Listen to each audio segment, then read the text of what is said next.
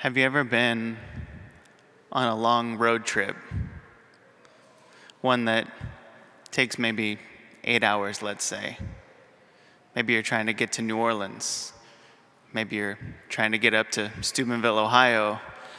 Maybe you're just trying to get to the halfway point of your journey. Maybe it's home for the holidays. Maybe it's just a getaway to South Carolina or something.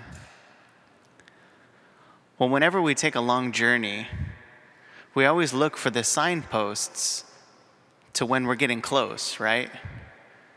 We look for maybe familiar exits or that special restaurant that tells you it's close. You're almost there. And the excitement starts to build. Well, so it is with the church, too. Excitement starts to build as we get closer to Easter. And this vestment, the rose vestment, not pink, rose, this rose vestment is like one of those signposts. You're close. Your journey of Lent is coming to an end soon. Are you ready? Have you prepared yourself? Maybe we know someone preparing to be baptized, to be confirmed, to receive First Holy Communion, First Confession, confirmed. All these things are coming up within the coming months. And so the rose vestment signifies that we're getting close. We're getting close to Easter. And the joy of Easter is why we are making the sacrifices. We're doing our fasting, almsgiving, penance. Why? Because we can't wait for Easter. I need to prepare my heart. I need to purify my heart actively in order to prepare for Easter. And that's why this Sunday is so special that the church gives us a different vestment. Now, not everybody wears the rose vestment, but it's an option. It's an option. Because in our Lenten journey, when we get to the fourth week of Lent, it gets hard. Maybe we've already forsaken our Lenten penance. Maybe we've said, you know what? It's been a month. I haven't done it yet. Why should I keep doing it? Why should you keep doing it? The church reminds us today in our readings that God so loved the world that he sent his only Son. God sacrificed his most beloved for us. And just like on that journey, sometimes we have to take rest stops, right? Even though you're so close, Johnny's got to go to the bathroom. Maybe I need something to eat, but yet I'm so close. But yet I'm too far away to wait until I get to my destination. I need a rest stop. I need a stopping point before I make that final push. Here's your chance. Because each one of us can get discouraged, get downtrodden, see things in this world, in my life, in what's going on around me, in work or family or friends. We get discouraged, maybe by sins in our life. Maybe they're not big sins, but like little grains of sand that continue to be poured, they make a mound. Or maybe like a ship that only has a small crack, taking on just a little bit of water. None of us would say that that ship will last long because it continues to take on water, and even a little bit of water accumulated can sink that ship or create that mound of sand, a beach.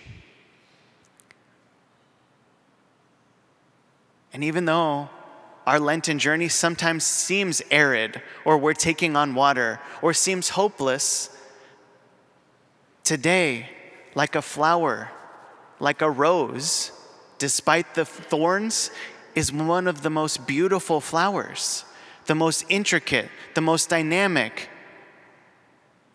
the most beautiful. Why doesn't a husband or a boyfriend give, I don't know, dandelions? Why would he give roses? Because they mean more.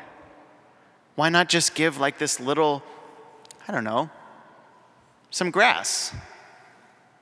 Why roses? Because they mean something more. They transform the heart.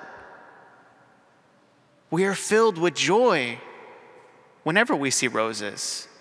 Nobody comes over to say, hey, check out my grass. Look at how lush it is. Oh, but you're going to boast about your roses, right? I cut them back last year.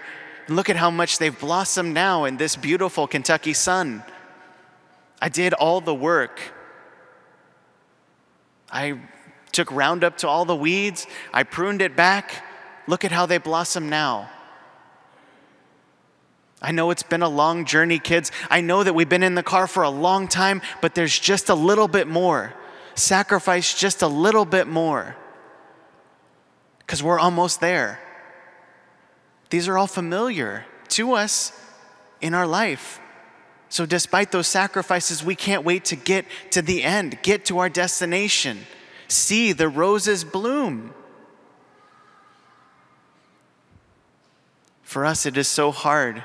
We get discouraged by what we see in the world, but this is why we have Dominica Rosa, Rose Sunday, is because God so loved the world. For us, he sent his son, his most beloved. And just as Moses lifted up the serpent in the desert when the people were filled with poison, anyone who looked at that serpent was saved. This is in God's plan. And this is why St. Paul rejoices today in Ephesians. He says, brothers and sisters, God, who is rich in mercy, because of the great love he had for us, even when we were dead in our transgression, brought us to life with Christ and raised up us with him. Now, what does this mean to us in our daily life? What's the practical application? Father, I heard all that already. I know it. Here's the thing. On a journey, what does a wife say to her husband? Or conversely, a husband say to his wife? Or maybe college buddies trying to get to a destination when they're lost? Look at the map, right? Look at the map.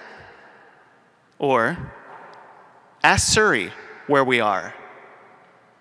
Or TomTom or Garmin or whoever you want to talk to in your privacy of your own, Chevy Malibu or whatever, or Equinox. But you ask for directions, right? When you're lost, when you can't figure it out, when you're discouraged, I can't figure this out, we're lost, I don't know where we're supposed to go. Look at the GPS. When you're lost, when you're discouraged, when you can't realize the reality of God, the reality that God sent his most beloved son for us, turn to your GPS. What is your GPS? Prayer. It's your God positioning service. GPS. Prayer. Turn to him. Your God positioning service. Where am I? How am I doing? What's going on? What do I need to confess in confession to prepare myself for Easter? Turn to your God positioning service, prayer, meditation, the Holy Scriptures, the map God has given to us to show us the beauty of this Lenten season and the joy of this Rose Sunday. Turn to the GPS, turn to prayer, because that's the only place we're going to get strength to persevere. The only way we're going to overcome all of the bad language we use. The only way we're going to forgive others. The only way you're going to be able to put up with the people you work with, the people you live with, and your own self at times. Only through prayer. Only through seeing where we are in relation to God. check the GPS, see what's going on, and make the corrections now. Because you see the exit, you see we're close to the end. Make that final push.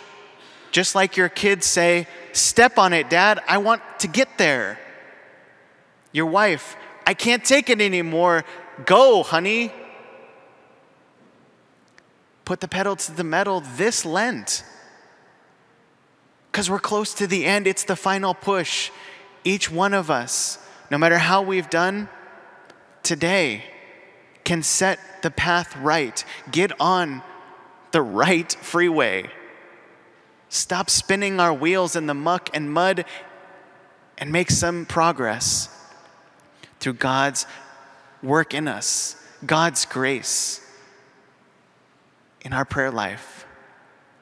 It's an encouragement, and it applies to each one of us. So today, let us rejoice. Today is Laetare Sunday. Rejoice, O Jerusalem, rejoice. I say it again, rejoice. Because the Lord is near. He is coming. Coming, why? To save us from our sins, that we might be reminded that we are beautiful. We are unique, precious, unrepeatable, like every rose. And today, we are privileged because God gives us himself right here, right now, to give us strength, help us persevere, help us overcome the things in our life that keep tripping us up. Turn to him today in our Lenten journey, and soon we will be at that destination. When the flowers will bloom, we will rejoice, and we'll finally be home.